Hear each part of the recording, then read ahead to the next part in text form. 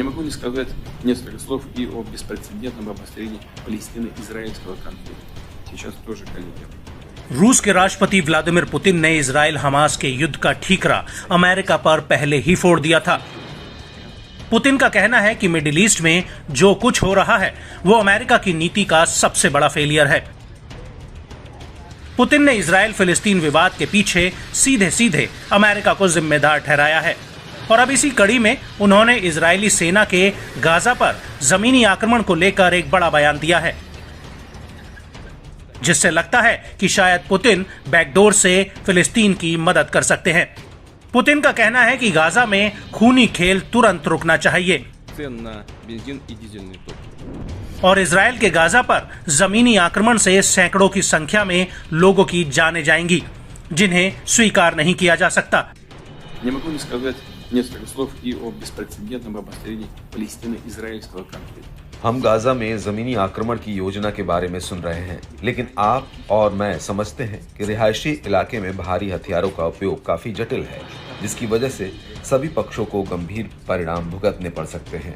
उन रिहायशी इलाकों में भारी उपकरणों के बिना इन ऑपरेशनों को अंजाम देना और भी मुश्किल है और सबसे महत्वपूर्ण बात यह है कि इस ऑपरेशन में नागरिकों की जान जाएगी, जो बिल्कुल अस्वीकार्य होगा। गाजा में करीब 20 लाख लोग रहते हैं।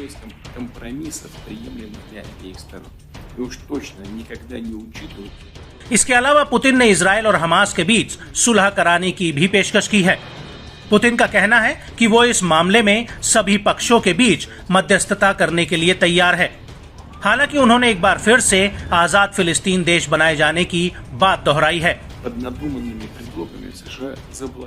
मुख्य लक्ष्य रक्तपात को रोकना है। तुरंत युद्ध विराम और जमीनी स्थिति को स्थिर करने के लिए सामूहिक प्रयासों की जरूरत है।